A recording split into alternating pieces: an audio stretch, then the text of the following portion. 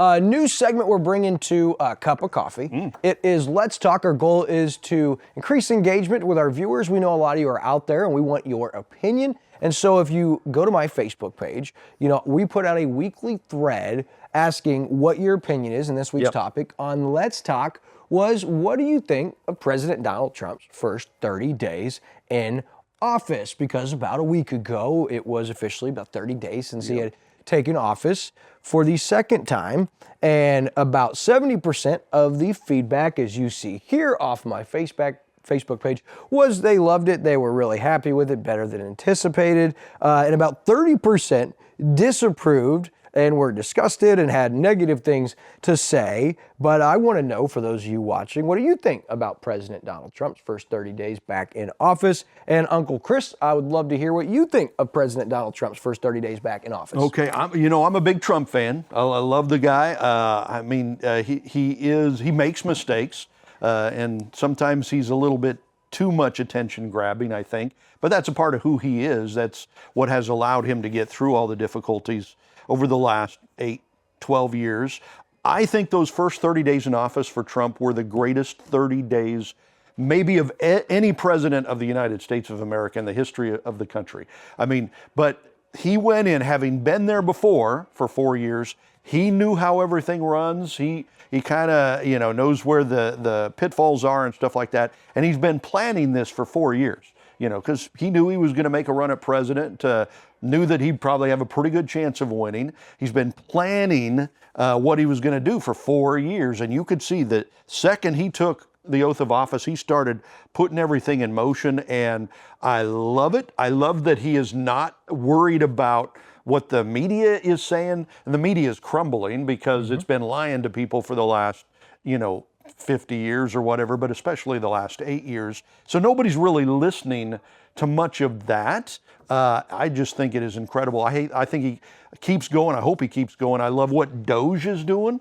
There is so much fraud and waste in our government that we're paying for that we don't know about. And they're starting to roll out billions and billions of dollars that are just going to waste, usually going to enemies of our country. We're paying our enemies to take us down. Sure. It's just amazing. I hope they keep it going 100% and not slow down.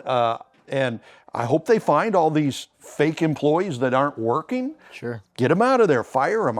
Again, that's our tax dollars, right? I think it is great what he is doing. I love it. And that is about 70% of the exact feedback. And I think that's across the country too. It's a kind of a 70-30 thing, just like it is here. Probably so. And it's been cool to see too, just because you knew that there was corruption, you knew there was money being mismanaged, but to see over those first 30 days, just some of the budget line items and amounts have been mind-boggling, and I know there's more to come. And then you look at some of the massive layoffs, and it's crazy to think that there could be retaliation that would be anti-America. Yeah.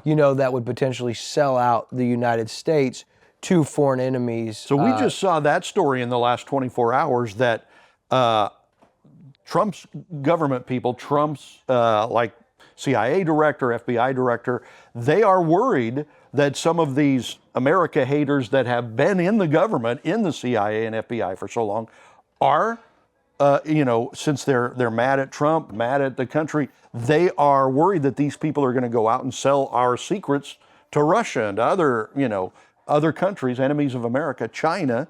And so I hope there's a plan to keep that from happening. Sure, it'll be interesting, but there is no doubt that it already looks different. And over the next really 4 to 6 months, we'll start to see the side effects and some of those ramifications, good, bad, or indifferent. What do you think? I think going to be great. I think it's been hard to believe that this stuff had gone on for so long. And as it's uncovered, it's kind of even more shocking to see people just kind of ignore it and continue to focus on other things. And, it's wild, but I think President Trump's doing a great job. I do too. I think having RFK and some of these guys in here, I think Elon Musk, it's crazy the witch hunt that now is on Elon Musk, who is literally one of the most intelligent individuals, maybe the greatest entrepreneur of our time. Yeah.